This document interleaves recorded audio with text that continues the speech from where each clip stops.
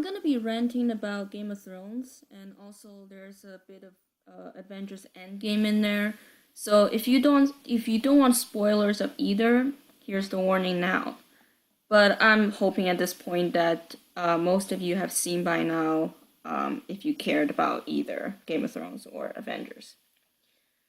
So, Game of Thrones used to be one of the greatest television TV series of our modern time. For its realistic portrayal of characters, despite having a fantastical setting, and the show won the hearts of fans around the world when the TV series killed off its main character, Ned Stark, at the end of the first season.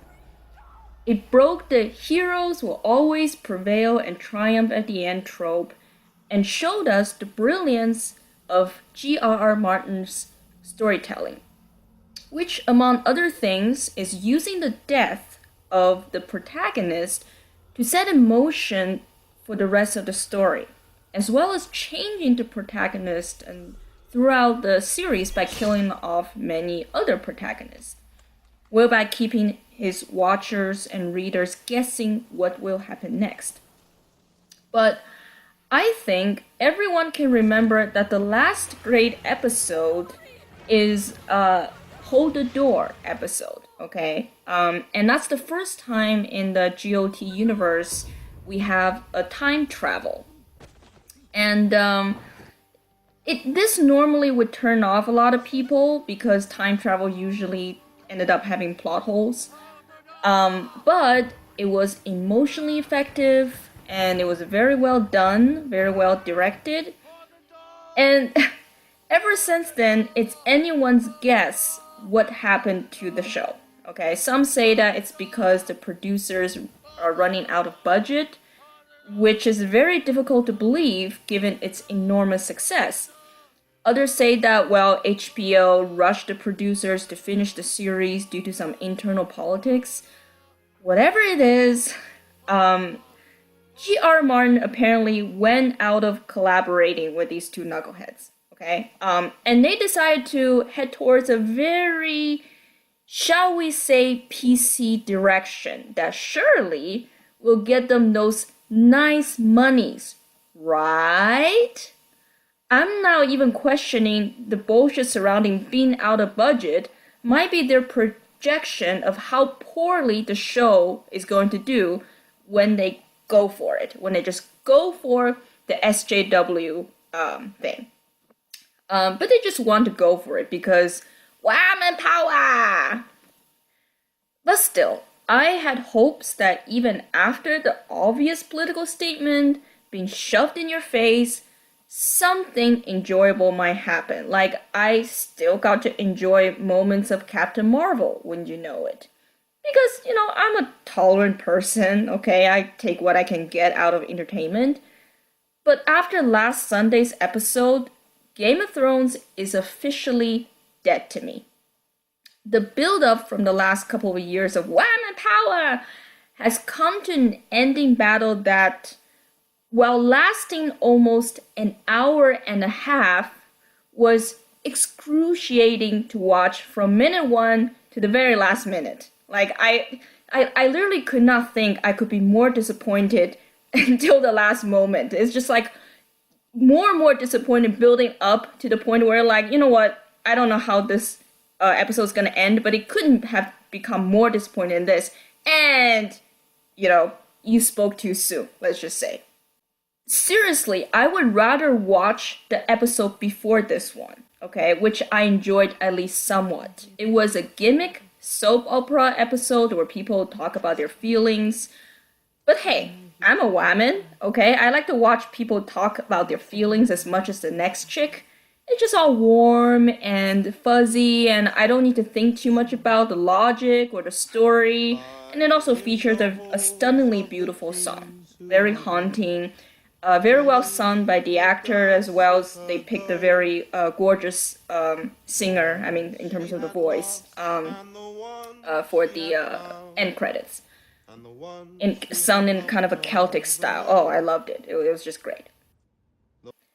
So, the last episode, let me just put it like this. I don't know much of anything regarding battles, okay? I don't play RPG, nor I'm really interested, like, at all, okay? I'm a chick. I would hate playing video games, okay? I mean, I hate losing, and I generally lose at games, so not to mention video games. Jesus fucking Christ. But even I can see how bullshitty the battle was directed, okay? I mean, just let that sink in for a minute. Imagine somebody who knew next to nothing about a subject, let's say it's physics, can notice somebody's physics was incorrect. That was how bad this entire episode was, how it was directed. And I've watched and I enjoyed many movie battles. Okay, I saw Endgame before that episode. And despite all the bullshit surrounding time travel or quantum physics or changing distance between atoms, Endgame had an ending battle that lasted only about probably 30 minutes. Yet it was much better directed, made much more sense, and it was like 10 times more enjoyable. At the very least, in Endgame, the characters didn't have the reaction time like a 1995 Windows XP. Okay, I mean, just look at this bullshit. You have the dead figuring out a way to get through this fiery trench, right? They basically use themselves as dead bodies, one by one, throwing themselves into the pit to make way for others to get through, right? And the Lord Commanders on the wall just stood there and watched like, ooh, I wonder what they are doing. Like, honestly, it's it's like 20, and then 20 of them got through, and suddenly Jaime Lannister shouts at the soldiers to fire arrows at them. Just like, what the fuck? Oh, and when the dead got into the wall, apparently they just had absolutely no training or equipment for wall defenses. Like, they just never learned in school how to properly defend a castle when your enemy has gotten to the wall. Like, they just never heard of such a situation, that when your enemy has gotten through all your defenses and has gotten to the wall and now trying to climb over it, right? Yeah, that never happened in Westeros before, so nobody knew what to do. They were just all helpless and started to wait for it, fire arrows at them. Yeah, you heard me right. They literally decided to use the most ineffective way as a defense measure. They had virtually no liquid fire on the wall that they could pour down, even though clearly Gentry was using it to make weapons, but they don't have it for the wall anymore for some reason. I mean, no hot oil, obviously, no boulders either for some reason. I mean, nothing. They barely had enough people to even man the walls. As you can see, many dead just came at them laterally, okay? And you have the soldiers on the wall who never had any trainings, and they don't even know to protect their Lord Commanders. Because usually, the soldiers are trained to protect their Lord Commanders who would then tell them what to do. But no, not in this episode, okay? The Lord Commanders of all the armies basically were just left to fend for themselves. It was as cringy as fuck. I mean, who the fuck in their mind could think this was in any way a good battle direction or even a good episode? I mean, you can't even fool somebody who knew next to nothing about battles with it. Now let's just talk about this ending. Arya Stark somehow magically managed to get through the rows of the White Walker generals in the protective ring formation around their king, the Night King. And you can see this ring formation is accurate. I mean, the king has his liegemen form a thick ring around him with some distance, so that if anyone has somehow gotten through this thick ring, before the person is able to reach the king, right, he will be shot at and killed. But nope, this is completely ineffective for Arya Stark for some reason, who not only managed to jump over rows of these White Walkers completely undetected, but literally nobody shot at her when she also jumped at the king. Okay, let's just say that she somehow has gotten as fast as a speeding bullet, okay? I mean, she's super whamming. But then the Night King grabbed her by the throat, stopping her, and took a look at her for about 3 seconds. Still, no White Walkers shot at her, the White King doesn't snap her neck immediately for some strange reason, and Arya dropped her knife into her other hand. Now remember, the Night King had another arm, right? And for some strange reason, he just won't use it to block Arya's other arm. He's so fast that he has caught Arya Stark miss faster than a speeding bullet, and yet he's so slow that he does not react when Arya uses her other arm and takes the final shot at him when he also has another free arm. And all the while, again, none of the White Walker general took a shot at her. They just sat there and watched. Now here comes the thing. Once you understand that the show producers essentially has gone down this feminist route, then it all made sense. In the feminist lens, I mean. All their stupid choices, we have the build up for 2 seasons now of the Mary Sue trope, right? With Arya and Sansa. That Arya suddenly can jump across buildings while being stabbed in the stomach with a hard twist. Right? I mean, you would have serious internal bleeding, but no, she can still jump like Bourne style. And Sansa just suddenly knew how to run the castle better than the men who have been trained doing such things their entire lives. I mean, she knew how to make armors better than a fucking smith, for Christ's sake, okay? And then if those weren't convincing you enough, the show producers need to tell you this, okay? Arya need to challenge Brienne of Tarth, the greatest warrior ever, and beat her. Okay, Brienne, who has been trained to fight all her life against somebody who was trained literally a few months. And she was beaten, right? Sansa was even worse. After all her stupidity and just being an annoying bitch to Jon, was told by Arya to Jon to accept her as the smartest person she has ever known. Now keep in mind that it's clear from the beginning that Arya Stark is one of the smartest characters in GOT. I mean, we see her intelligence at work in season 2 when she managed to outmaneuver Lord Tywin, and even Jaqen H'ghar to her benefits. Who gives a man his own name? That's right. She has judged Sansa as the smartest person, and Jon, the literal son of ice and fire, has to be told of this. Otherwise, we wouldn't know. We the viewers would no, we wouldn't know that. We need to be told this, right? And it's such a shame too, because both Sansa and Arya had enormous potential to become very great characters. Really, I mean, there were great setups of those characters, but the show producers just ruined them. I mean, there have been hints, for example, that Sansa might become ruthless and manipulative like Cersei or Marjorie Tyrell, as she first-handedly learned from both. And she could have learned from their mistakes of how to do the thing. What really should have happened, in my opinion, is when she went to Littlefinger to help Jon, right? They defeat the Boltons at the Battle of the Bastards, and naturally, like in all reason, Littlefinger would have taken control of Winterfell. Why would he give Winterfell back to the Starks when he had Winterfell at his grasp? I mean, why would he, or even the Knights of the Vale, who clearly, both of them clearly had no real affinity, no real allegiance to the Starks, risk their lives to help them, and then they just don't ask anything in return, basically. They had Winterfell in their grasp, because essentially Jon's army was effectively decimated, right? But they were just all noble beings and didn't take Winterfell for some strange reason. And if you have been watching Game of Thrones, you know how unlikely that was. Because, all of the characters, especially the badder ones, right? I mean, the badder, smarter ones, when opportunity arises, everybody goes for it. They grab that opportunity, right?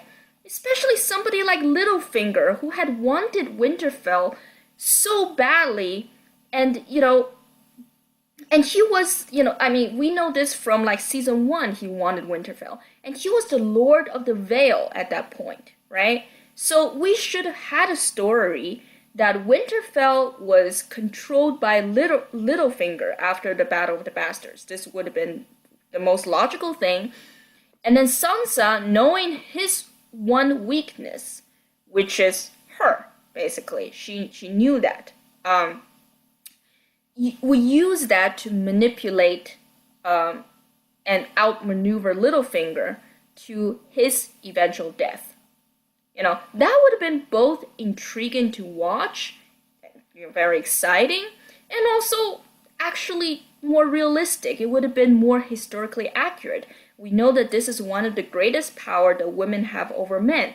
We have all the stories about like a whole kingdom fell because of one woman. But no, Miss Mary Sue cannot be marred in any way. Because this wouldn't exactly be feminist, would it? It's not honorable. It's not pure. Yeah. Because we all know that historically, men, became great leaders by being completely honorable and pure. But women can do better. Women can stay honorable and pure and do just as good job. Yeah, woman power.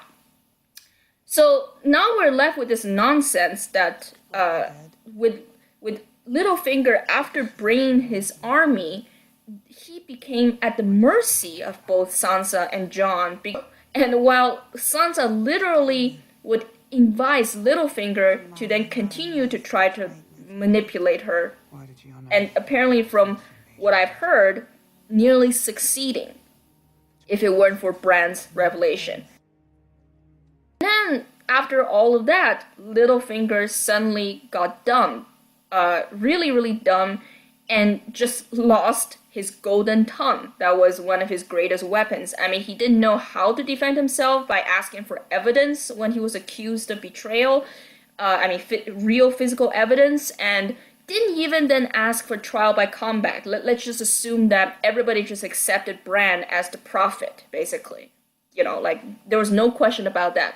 Bran is the prophet. No one challenges that. He still could have asked for trial by combat. He just became suddenly completely pathetic, because that's the power of the Vajayjay, and until Arya killed him. Yeah, go vagina! Maybe the show producers were trying to pull a J.R.R. Tolkien moment with all of this, regarding the ending of the last episode. Maybe they were trying to say that, well, sometimes you just need a little luck. But this was no luck. If this was what they're trying to go for, then the Night King should have been killed by someone like Sam, who is not fit for a hero's journey, but still went through one. That was the whole idea behind Frodo and Sam. And ended up reaping some rewards as a result. Like how he managed to kill one of the White Walkers. I've always imagined Arya to eventually turn into kind of a Legolas-like character, or like a ninja. She'll be super stealthy, super strategic, which means understanding both her strengths and her weaknesses, and also how to use them. You never see the faceless men in open combat, because that's not their strength, okay? Stealth is their strength. And I've always imagined that Arya would definitely kill one of the generals, but okay. The show producers want to give her the final blow. That's fine. But the final blow implies that there would be initial blows. But there weren't any initial blows. Not any that was in any even minuscule way effective. In Avengers Endgame, when Tony Stark delivered the final blow to Thanos, that was a real final blow, as many other Avengers have already took on Thanos and have clearly weakened him. Okay, they also have clearly weakened his armies by taking each separate army one by one. That's how you're supposed to do it. Divide and conquer when you're faced with such a large, adversary. And the fan have speculated, and if I remember, and this was somewhat true, that each of the White Walker generals controlled an army. That if one of the general is killed, a part of the army would destruct. Why couldn't they have done something like this? Have different armies or different characters try to take out one White Walker general at a time? Then maybe that could weaken the power of the king. Maybe that would actually make sense, because the Night King kept making White Walker generals for some reason, right? That could imply that he was making them to make himself stronger. And then they could go at him after taking out all the generals because the Night King, would have been weakened. And then maybe at the last moment, Arya delivers the final blow. I would have been perfectly fine with that. But no, what Arya did essentially would have earned her the crown. Okay?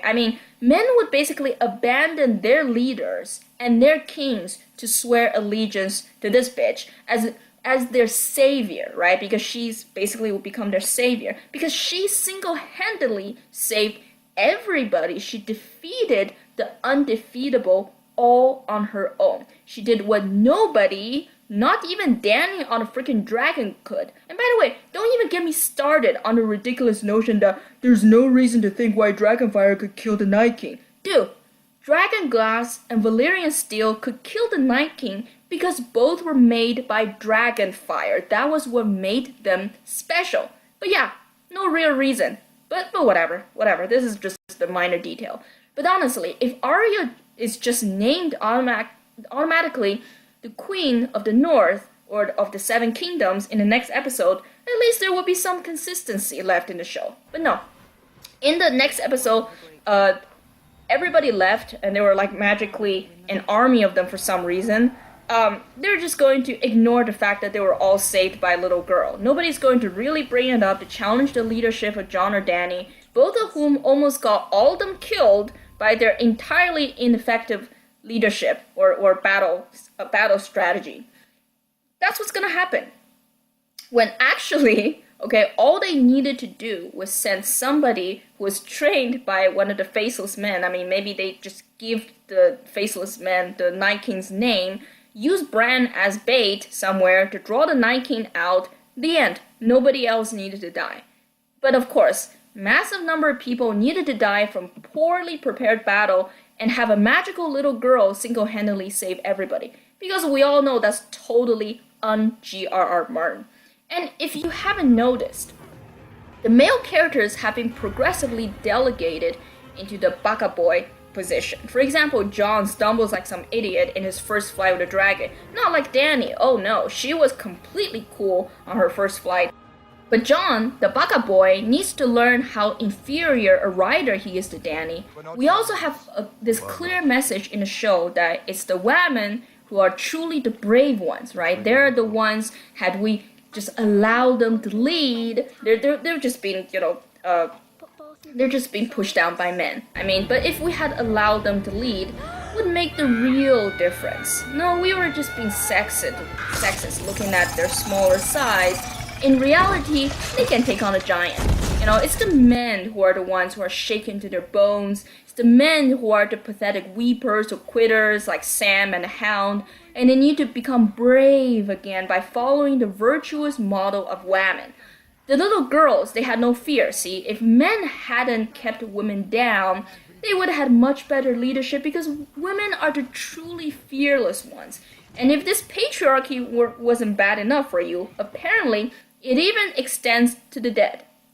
You would think that there's absolutely no gender inequality among the dead, right? It would make no sense. But nope, you would be wrong. Because apparently even the dead underestimates women. When they see a woman, they don't kill them immediately for some reason. They want to pick them up and gloat for about 3 seconds before they slowly proceed. And where is affirmative action amongst the White Walker generals? All of them are male, when clearly half of them should have been female. So see, this just proves it. Patriarchy even exists in the dead. So see how terrible it is? We not only need to dismantle it in the living, but also the dead. Because even when people are dead, they still have patriarchy. So we are told by the producers that we shouldn't be used to seeing Jon always being a hero. Question is, when was Jon ever even given the chance to truly be the hero? He was consistently saved by women. He was resurrected by a woman. He was saved from the Battle of the Bastards by a woman. Saved from the dead the first time by a woman. And finally saved from all of the dead by a woman. They even denied him killing the freaking dragon. I was so hoping for that. I was like, you know what, I don't want to have high expectations, but maybe I will see Jon killing the dragon at the very least. And maybe showing some magical Song of Ice and Fire powers. I really thought maybe John would be the only one immune to the ice fire, and we were gonna see that. I thought that Dani was actually going to die in the battle. That would make sense, right? She would be dropping out of the competition. But you know, at one point, maybe John saved her by standing in front of the ice fire and took it, thereby confirming to Dani that everything about his heritage was true. And before she died, maybe saving him or something, she gave him her blessing. That would have been a beautiful story. But nope, Baka Boy just have to be denied all heroism despite being the ones who had been through the hero's journey and went through the hero's trials. But it doesn't matter. Vagina is greater than P9. John could have been such a great character, right? I mean, when he returned from the dead, there should have been an obvious change in him because we were told that when you're being brought back, a part of you was left behind. We should have seen John as turning into almost kind of the archetype king, almost, right? Very focused, maybe ruthless, stone-faced, iron-fisted, maybe even significantly more cold-hearted. That would have been interesting character development. He was betrayed by his people and was slain by them. Now he's back. So he has lost a part of humanity. And that would have been a beautiful story. But no, he came back a whiny bastard as ever. Nothing was changed about him. It was as if John just never grew up despite being killed. For goodness sakes. I listened to one of Sargon's stream when someone brought up that it's pretty sad that nowadays only real character development in sci-fi and fantasy movies or TV series are the superhero ones. And what's amazing is Marvel has a much wider audience than GOT, which meant they had much higher pressure from the SJW left than GOT had received. But despite everything, the Russo brothers didn't give in. They could have given in and let Captain Glowy Bitch take the final blow or single-handedly defeat Thanos, right? That would have made the SJWs happy, but no. They used her well, but they ultimately understood that she really stood out as the most unlikable character ever. The only major one that hasn't gone through a proper hero's journey. Every other major Marvel character has suffered some great loss or has gone through some form of humility in order to grow. But not Captain Glowy Bitch. The Russo brothers knew how to treat the characters with respect with their development. They even had a major female character sacrificing herself for the male character. Oh, the horror, imagine on the left. They knew how to properly end the characters. That it started with Iron Man, so it shall end with Iron Man. That's the most appropriate thing to do because Iron Man is also arguably the most human out of all the characters.